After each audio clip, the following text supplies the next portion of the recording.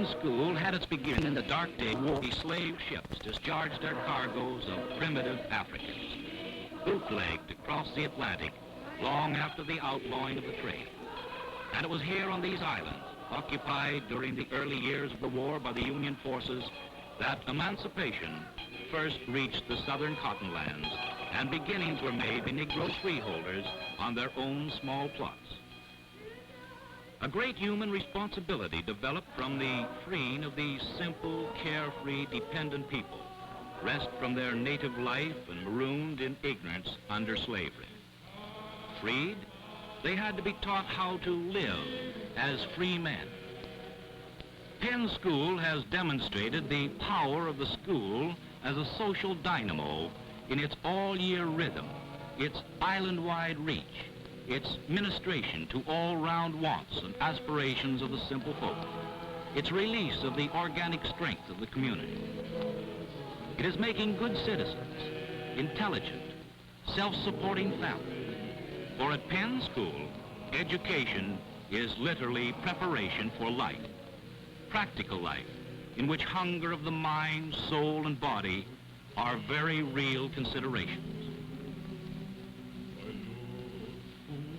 These are the people of the Sea Islands, deeply religious, happy, industrious, good citizens, who look upon Penn School as having brought to them the first true emancipation of the Negro race.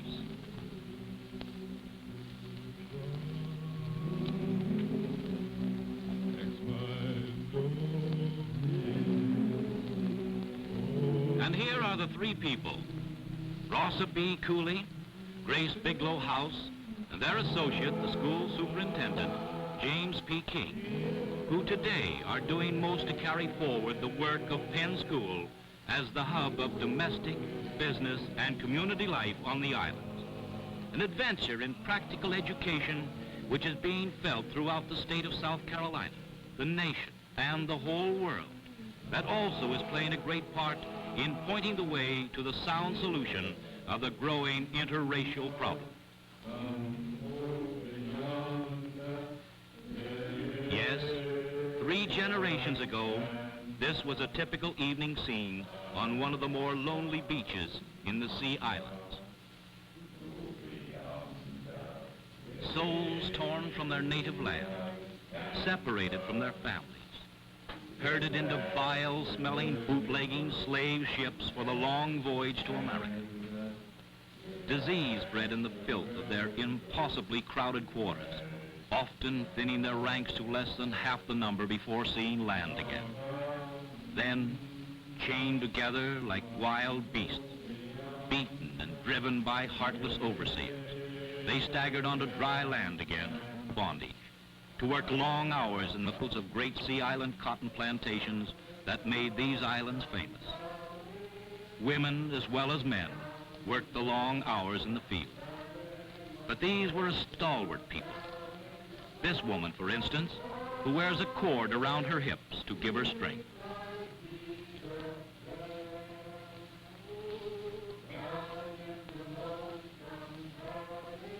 In such squalid hovels, whole families lived in one room, dipped into a common pot with their oyster shell spoons at mealtime, bore more children into hopeless bondage, abject poverty and ignorance.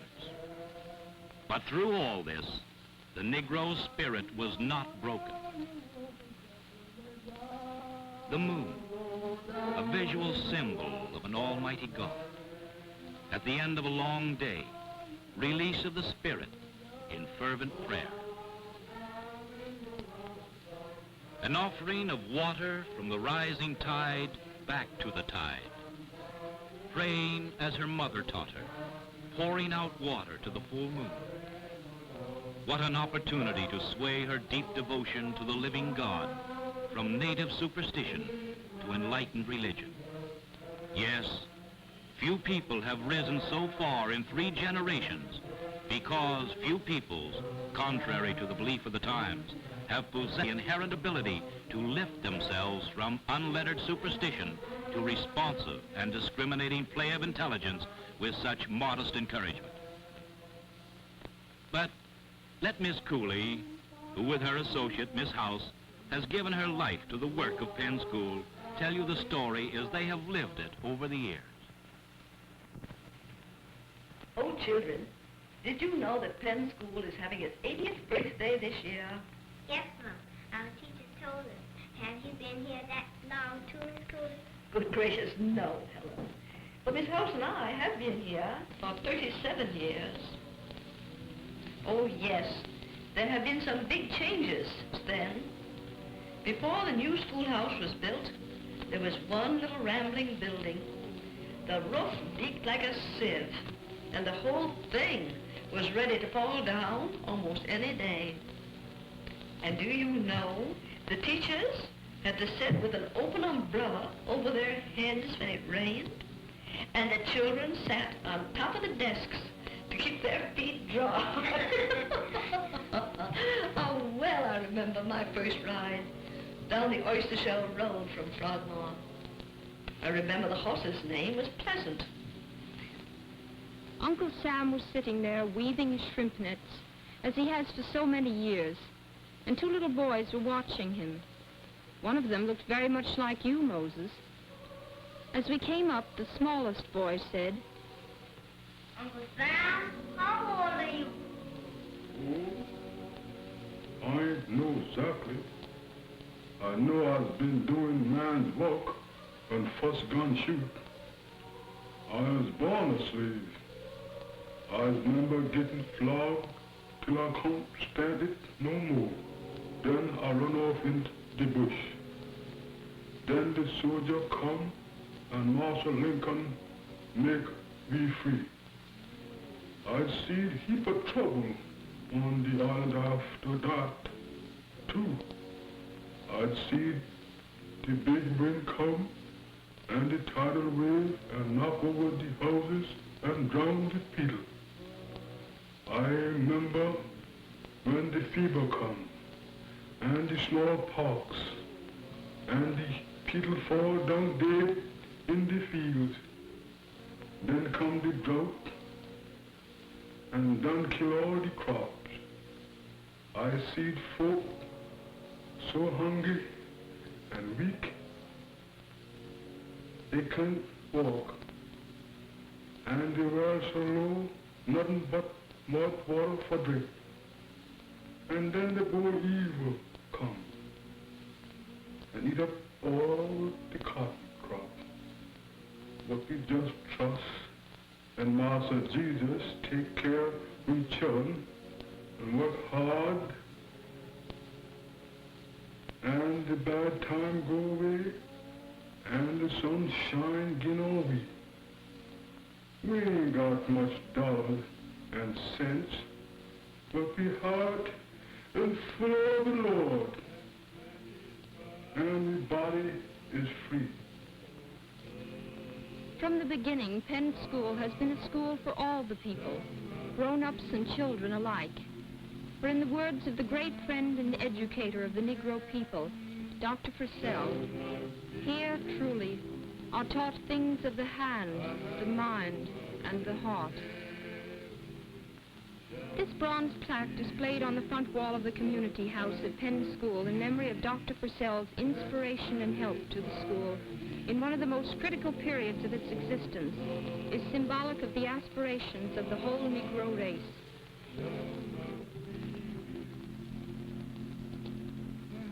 Things of the mind and hand. The first of these is the soil. It was natural for a people who looked upon the new book learning as a release from the drudgery of field slaves to regard the teaching of modern farming methods with little enthusiasm. In fact, the whole program of vocational training of these people might have failed had not the teachers carried the school to the farms, both through student activities, which involved planting their own school acre, set aside by their father for their use, and through the visiting of the farm by the school teachers to spread better understanding of the aims and benefits of their endeavors. Today it is a regular sight to see a large group of teachers going out to the farms to carry on this work. Here we see Philip Seabrook, a former Penn School boy who is now teacher of agriculture, employed jointly by the state of South Carolina and Penn School, stopping off at a farm to show one of his students how to measure his school acre. The teacher and student discuss with the boy's father the ground he is to be allowed for his own school acre. 70 paces and a stake goes in, then 70 paces more as each corner of the acre is marked off. Arithmetic of the classroom given a very practical meaning in the field. And it doesn't stop with measurement of the acre. A fair rental for the land is figured, the cost of the seeds, fertilizer, and time of workman and animal, and the net returns of the crop make a computation well worthwhile.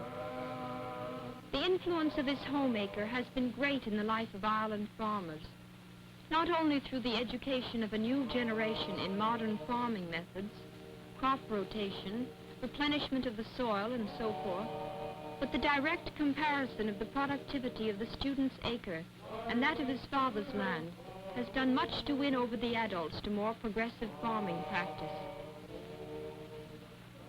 Of course, the home acre is the practice acre and does not always turn out 100% successfully.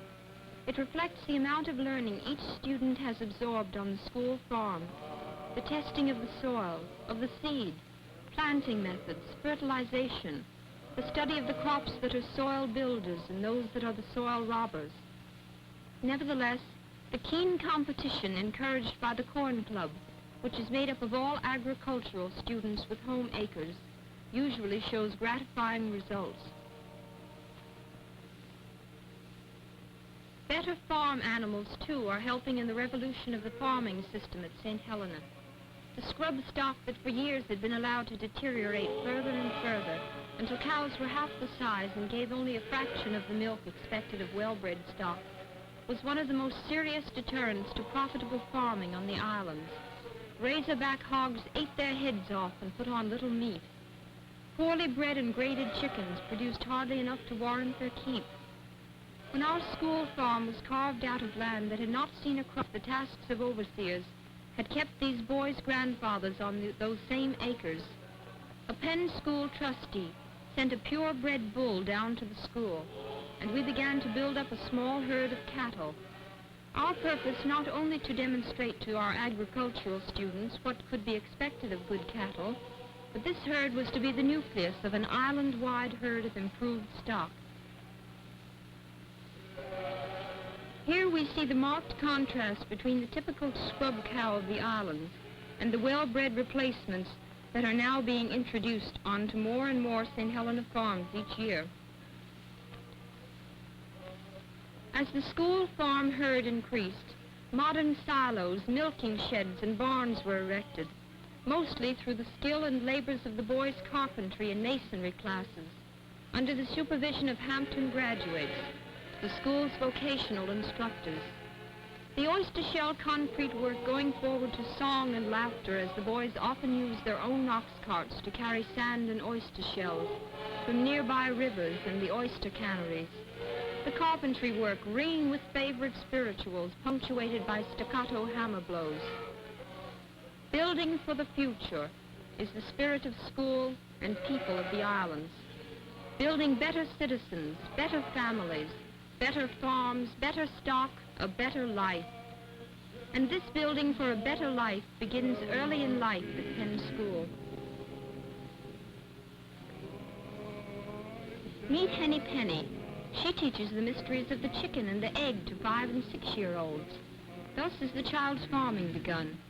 They feed Henny Penny grain and green stuff and water. They count the eggs she lays.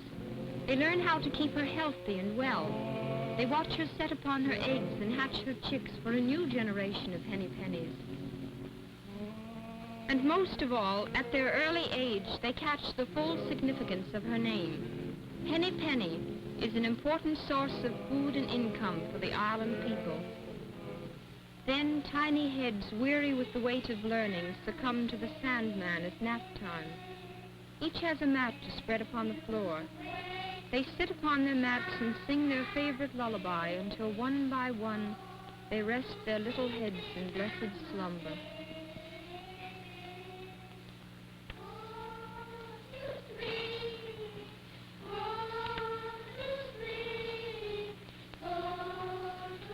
Poultry keeping on the islands is as often a woman's as a man's occupation.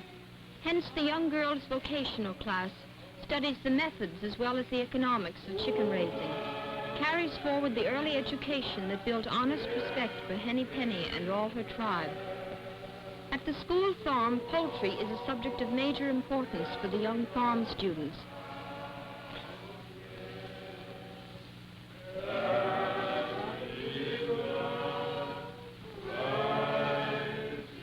Not only the proper feeding, treatment for common diseases, proper housing, and so forth are stressed, but the teacher shows the student how to cull the flock by measuring the growing chicken to ascertain which will be prolific layers.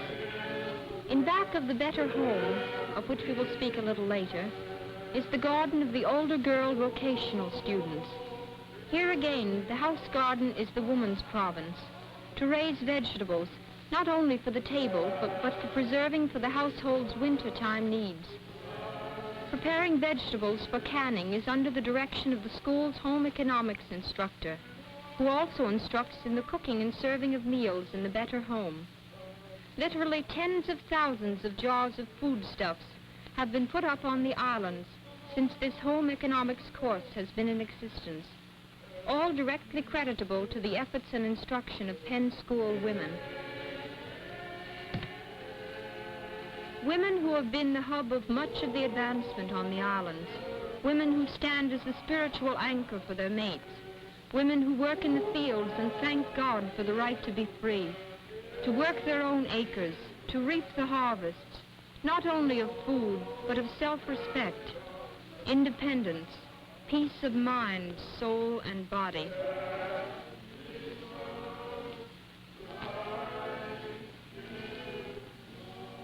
Give us this day our daily bread.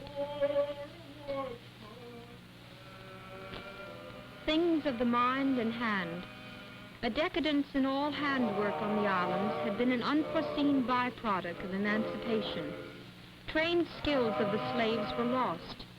The freedman, as we have seen, longed for the book to take the place of all labor, and in the course of half a century it had come to pass that practically all the farm repair work was carried to nearby Beaufort or to Savannah. When soon after my arrival, I heard a white friend say of the island boys that he had never seen such a total lack of mechanical skill, that nearly all who attempted to unscrew a nut naturally turned it to the right. I wondered why they shouldn't, considering that they had never had an opportunity at school or at home to loosen nuts or struggle with any mechanical appliances. If the farm were to come to school, surely the farm tools and home necessities should have a place in the school curriculum. And so the school shops became another branch of our vocational training. Our Cope Industrial Building was the first large structure built by the islanders themselves, built to celebrate the 50th anniversary of the founding of Penn School. From all corners of the island came the wagons, plows, and other farm tools to be mended at the new Cope shops, often the boy who mended the tool taking it home at night. Down the oyster shell road anew went closer connection between school, farm, and home. Not only did the blacksmith shops mend the tools, the carpenter shop took its important place in the scheme of life, the young carpenters sharing in the building of many of the better homes for the islands. All the work in these shops has been teaching the real things in life. Tools have joined the pens and pencils of the classroom. The young farmers have moved up from the primitive hoe to the mowing machine. The thresher and the tractor and the school shops have kept pace with the proper maintenance of these machines. They are learning welding. They are learning how electricity should be handled through practical experience in electrical maintenance work at the school. They are learning how to run a water system, the incubators, and how to crush the sugar cane and make cane syrup. The young cobblers and harness makers have been repairing shoes to keep hundreds of children in school. They have seen the transformation from crude leather straps mended with strings to the best grade of harness. Upholstering is also an activity in the Cope Industrial Building. It must be kept clearly in mind that Penn School is not merely an agricultural school or a trade school. All of the less novel but equally essential academic subjects are taught and form the backbone of the child's education. The farm and the shops play their part in equipping the boys and girls for life in the country with ideas of leadership in homemaking, farming, and those who go off island are better prepared to meet the realities of life if they had been meeting them all through their school course. When the great hurricane and tidal wave visited the Sea Islands several years ago and caused so much loss and suffering among the people, the Red Cross and the government stepped in to help them onto their feet again. One of the activities being carried on at that time was the making of mattresses from materials supplied by the government and fabricated by native islanders. The craft, inaugurated in this manner, has been continued. More than 1,200 of these mattresses have been made to date at Penn School from fresh, sweet, snowy cotton, beaten into downy fluffiness by willing and experienced hands. The girls' sewing class is of major importance in island life, for here these girls not only are taught the fundamentals of sewing, so essential to any home, but they are shown how to make useful things from what otherwise would be wasted materials, salvaging, dyeing, and remaking old dress materials into new garments, the making of rag rugs and draperies from dyed flour sacks, and so on. It is the economy of the islands that everything must serve some useful purpose, for with so little money income on the one hand, and a people with an instilled, earnest desire for better living on the other, only by great ingenuity can both ends be made to meet. One of the first classes to be started on industrial work was a class of boys who had learned to weave the island baskets. This bit of industrial work is not only a holdover from the old days, but has an African origin. We had found Alfred Graham, one of the plantation craftsmen, who had held on to his gift, using rushes that grow in the tidal rivers and sewing them with strips of palmetto. He had learned to make baskets from his African uncle, and in turn passed the skill on to his grandnephew. From the first work baskets, the shop has taught the children of today to make scrap baskets, clothes hampers which are sometimes beautiful enough for a museum, and wood baskets such as we found used on the farms. In addition, many types of smaller baskets, hot pads, coasters, and other articles are now among the regularly made items.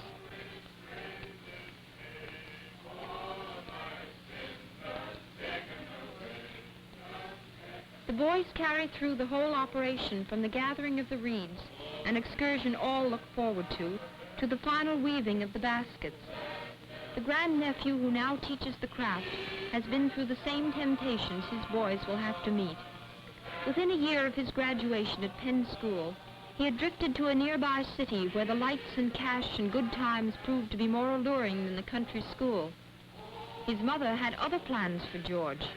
She followed him off island, and her determination resulted in the boy's developing into a graduate teacher at Penn School, with all the feeling for the beautiful craft and all the pride of his old African ancestors in its standard being maintained. Typical of the effects of the campaign for better homes on the islands are such homes as Orchard Cottage, which, like many of the school buildings, have been the products of the boys' carpentry classes and graduate island students. It all started when a letter came from Washington asking us to join in the national movement for home improvement, and a new thrill was given to the very common tasks of women on our islands. The outline sent gave us all the suggestions, and these young Negro men and women who had heard their own grandparents tell of that not too far away time when individual family life on the islands was unknown, furnished and exhibited a cottage which, in the first year's national campaign, won third prize in competition with 961 other communities. In the furnishing of this better home was learned by economic necessity how something could be made from nothing: boudoir chairs from barrels, dressing tables from old packing cases, rag rugs from old stockings and other material scraps, cribs and cradles from crates, draperies from dyed and appliqued flower sacks. The next year, their efforts won second prize. Since then, we have gone on year after year, and always has come the letter from Washington, 2 from the President himself, bringing some news of honorable mention or some award, and this has served to deepen interest. But the winning was the lesser of the goods brought by the campaigns, whose influence has put a stamp on hundreds of island homes. And not all of the benefits of home projects were of material nature.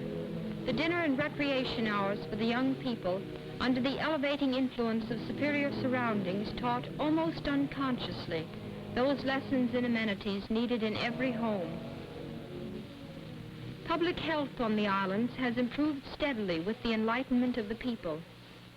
And when Dr. Bailey, a Penn School student and later a Howard graduate, dared to inaugurate the practice of medicine on the islands, he came not only as a physician, but as a missionary to inspire new confidence in modern medicine among his people, to teach health as well as to minister to the sick. A measure of the success of his work is found in a survey made under Dr. Thomas J. Woofter, Jr. of the Research Department of the University of North Carolina, which showed our infant mortality rate on the island to be 48 per 1,000, lower than the average the same year in the 23 largest American cities. And speaking of public health, one of the activities which has done most to offset the former detrimental superstition of the islands, that of the fear of night air, which previous to screening brought the malaria mosquito, has educated the people that air is a paramount necessity to health. An interesting science class experiment shows what lack of oxygen will do to a flame, likened to a human life itself. In the miniature house, plugged windows and other ventilation means smother the flame of candles, put them out like human lives. The effect of this lesson has been great on island inhabitants. But all the activities of the school are not serious. Young boys and girls who have the native African urge to dance express themselves in folk dances that have been developed over the years into historic displays of the inherent rhythmic art of these people, such as this dance which celebrates the harvest of the cotton crop.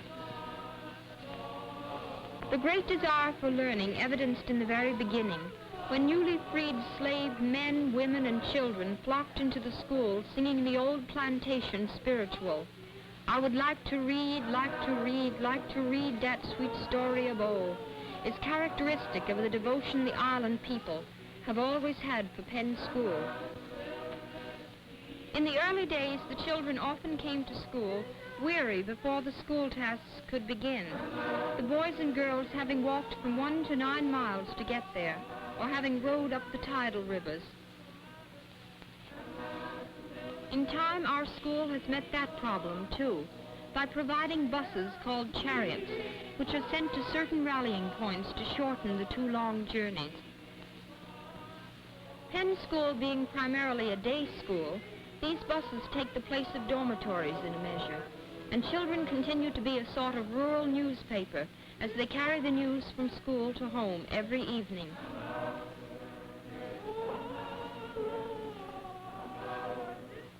Penn School has another first to talk about, the first Negro Girl Scout troop south of Baltimore.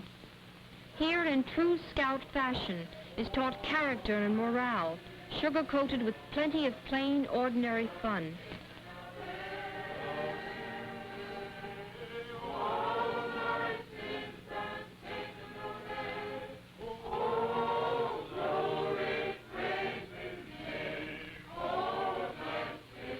When 36 years ago we built the new schoolhouse, the grown-ups wanted to come to school too. Mothers and grandmothers made up the first adult groups. They called themselves the community class. This weekly connection with the school has made them a link with the whole island. They do not come just to get for themselves either, for as they sing the island spirituals, they sew busily on quilts which will find the way to some home where there is great need. In their words, someone is worse off than we. And while we're talking about the older people, In our praise house is found the simplest form of the Christian religion I have ever seen. On every one of the old plantations, you will come across a tiny building furnished with rude backless benches and a leader's stand in front. In slave days, these praise houses served as places for religious meetings every Tuesday, Thursday, and Saturday nights. These praise houses, conveniently located on the old plantations, were used when it was not easy to travel over country roads in the dark, and the churches were used only for the midday Sunday services. Let us look in for a moment on their service.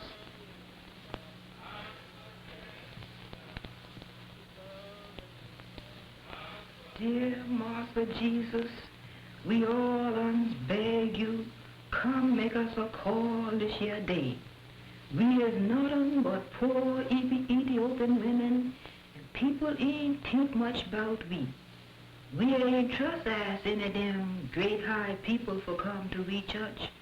But though you is the one great master, great too much than Master Lincoln, you ain't ashamed to care for we African people. Amen. Come to we, dear Master Jesus. Shouts are occasionally held in the praise houses. They grow less frequent as the years pass. Evidently, these were a link with the old African days, changed in America to fit into the new religious life they adopted so promptly. They start as the praise house meeting is breaking up with the singing of the old spiritual, "Oh, my sister," or "Oh, my brother," as the case may be, as they circle around welcoming their neighbors. The watchful leader sees to it that no one crosses to foot, for that savors too much of the worldly dance. Our singing, our working, and our worship go together. It is easier to chop wood to the rhythm of an old spiritual. It is easier to scrub and wash as you sing, and it is easier to feel close to God when we open our throats in rousing anthems. The marked contrast between the old praise house services and the present-day church worship on the islands is really not such a contrast when you consider that both represent the inherent sincerity and spontaneity of the Negro nature.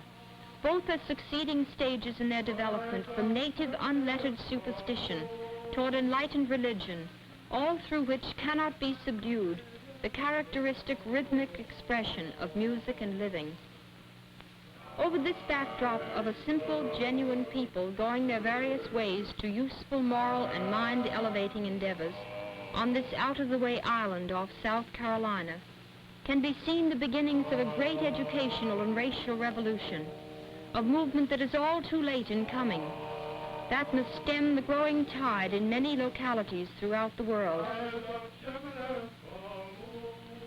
It is noteworthy that Penn School has come to the notice and study of educators and governments of almost every oppressed, backward, or underprivileged people of the globe. The state of South Carolina recognized the merits of the methods for vocational and rural training practiced at Penn School long ago, and a permanent installation, Arnett House, has been made at Penn School for the use of South Carolina State College students, so that they may study Penn School methods of carrying the schools to the farms and the homes. The General Education Board of New York and other educational foundations are interested in Penn School as a standard bearer in Negro education. A map hangs in our house which shows most of Europe, Asia, and Africa, and into this map are stuck different colored pins that dot the many, many places from which notable people have come to observe Penn School methods and to carry their lesson back to their own country. And no one knows as well as the people of the islands themselves what Penn School has meant to them, to their fathers and their fathers' fathers, who have traveled the long and often hopeless road to new horizons for themselves and the whole Negro race. Heaven, we thank thee for the gift of thy darling Son, Jesus, through whose suffering, death, and resurrection we have been redeemed from the power of sin. We thank thee for our principals and instructors who are giving their lives for the education of our children. We thank thee for this school, which is the light. It is the bridge over the Red Sea into the promised land for our people. It is the Moses, and it is the pillar of cloud by day and the pillar of fire by night. O Lord, bless the friends of the school, whose spiritual and material help has made it possible to carry on this great work for more than 80 years. Those sympathetic men, women, in all walks of life who understand what Penn School means to us and to the whole Negro race. O Lord, we pray that their help will continue and the number of our friends increase, for there is much yet to be done. Our progress has been slow, for we are not merely learning lessons. We are learning a new life, a better life, a more useful life, learning things of the Spirit as well as of the mind and hands. These blessings we ask in Jesus' name. Amen.